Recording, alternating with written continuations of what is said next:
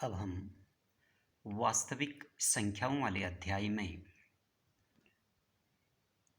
Euclid विभाजन प्रमेयिका द्वारा मोशो HCF अर्थात हाईएस्ट कॉमन फैक्टर या महत्तम समापवर्तक ज्ञात करना बताएंगे। तो इससे पहले हम यूक्लिड विभाजन प्रमेयिका यूक्लिड डिवीज़न लेमा क्या है इसके बारे में सीखते हैं। तो जनरली यूक्लिड डिवीज़न लेमा, उसके लिए हम एक सामान्य भाग की प्रक्रिया पर विचार करते हैं जो हम छोटी कक्षाओं से पढ़ते आ रहे हैं। जैसे अगर मैं 5 से डिवाइड कर देता हूँ 13 को, तो 5 2 जा 10 अर्थात 5 दूना 10, 3 इसमें शेष बच गया, रिमाइंडर 3 हो गया। तो इसे अगर भिन्नात्मक रूप में कहें तो ये 13/5 अर्थात 5 का भाग 13 में देना है। 13 अंश 5 हर, ये हम जानते।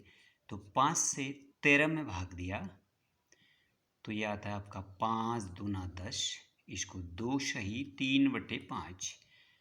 ये भिन्नों के रूप में बात करें तो ये विषम भिन्न, ये संयुक्त भिन्न। तो इन दोनों में 5 से 13 में भाग देके 2 बार गया, 3 शेष बचा, 5 हर है।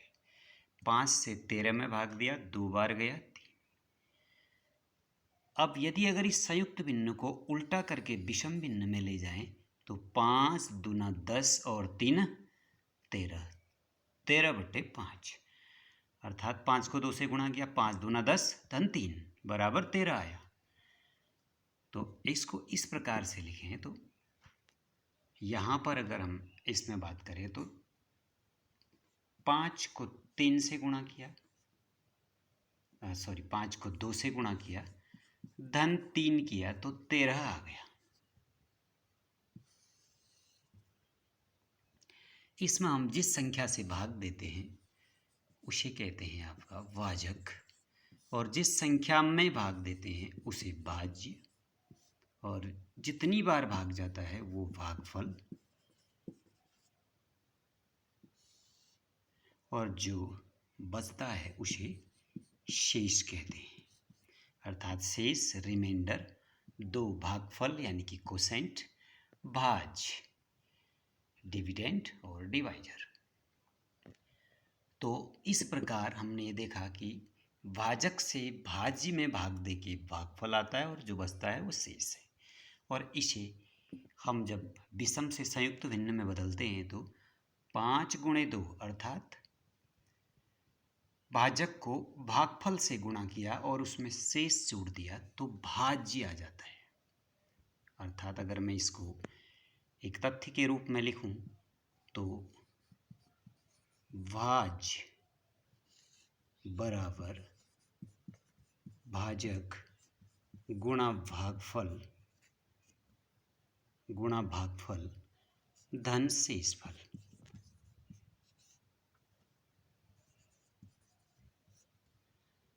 भाज्य बराबर भाजक गुणे भागफल धन शेषफल।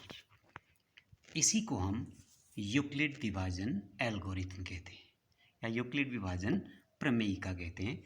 सामान्य शब्दों में भाज्य बराबर भाजक गुणे भागफल धन शेष या शेषफल। भाज्य बराबर भाजक गुणा भागफल धन शेषफल। इसको एक सूत्र के रूप में प्रदर्शित करने के लिए माना एक संख्या a है जो भाज्य है, इसमें हम एक दूसरी संख्या b का भाग देते हैं जो भाजक है, और b से a में भाग देने पर q बार भाग जाता है अर्थात यह भागफल है।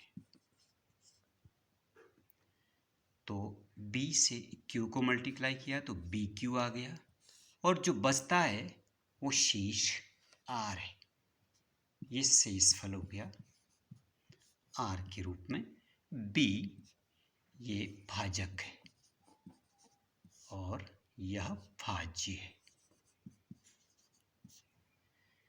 तो जब हम सामान्य भाग की प्रक्रिया कर देते हैं तो इनको घटा देते हैं, तो हमारे पास क्या आया, ए में से बी क्यू को घटाया तो आर आ गया।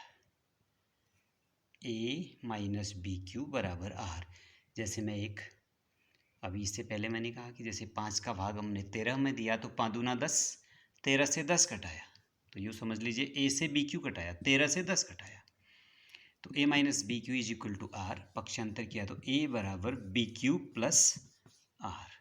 तो ये यूक्लिड विभाजन प्रमेयिका का एक गणितीय रूप है जिसमें ए बराबर बी क्यू प्लस आर, अर्थात बी का भाग ए में दिया, क्यू बार गया, आर शेष बचा। और इसमें आर, जो आर शेष है वो लेस देन बी होना चाहिए, अर्थात भाजक से छोटा होना चाहिए। या दूसरे शब्दों में हम कह सकते हैं कि जो आर है वो 0 और बी के बीच होना चाहिए। 0 is less than R is less than B. इसको हम लेस और इक्वल कर सकते हैं, अर्थात आर का मान जब पूर्ण बार विभाजित हो जाएगा तो 0 आ जाएगा। तो 0 इज लेस और equal R is less than B, यानी कि आर शेषफल का मान 0 अथवा 0 से बड़ा परंतु भाजक से छोटा होना चाहिए। जैसे अगर किसी संख्या में अगर मैं 5 से भाग दे देता हूँ, 5 से भाग देता हूँ, तो हमारे पास जो संभावित शेषफल है वो संभावित शेषफल या तो 0 आएगा या 1 या 2 या 3 या 4, क्योंकि 4 5 से छोटे तक है। तो इस शेषफल के 5 मान संभव होंगे, 0 1 2 3 4। तो इस प्रकार अगर किसी संख्या में 5 से भाग दिया जाए और वो क्यू बार जाता है तो यूक्लिड विभाजन प्रमेयिका से 5 से भाग देने पर इतने रूप हो सकते हैं, 5q प्लस 0, 5q प्लस 1, ऐसे ही 5q plus 2, 5q plus 3, 5q plus 4। कैसे, कोई एक संख्या a है आपके पास, उसमें आपने 5 से भाग दिया तो हो सकता है 0 शेष आए। तो यूक्लिड विभाजन प्रमेयिका से भाज्य a बराबर भाजक गुणा भागफल धन शेष 0, या 5q plus 1 same process, 5q plus 2, 5q plus 3, 5q plus 4। Thanks.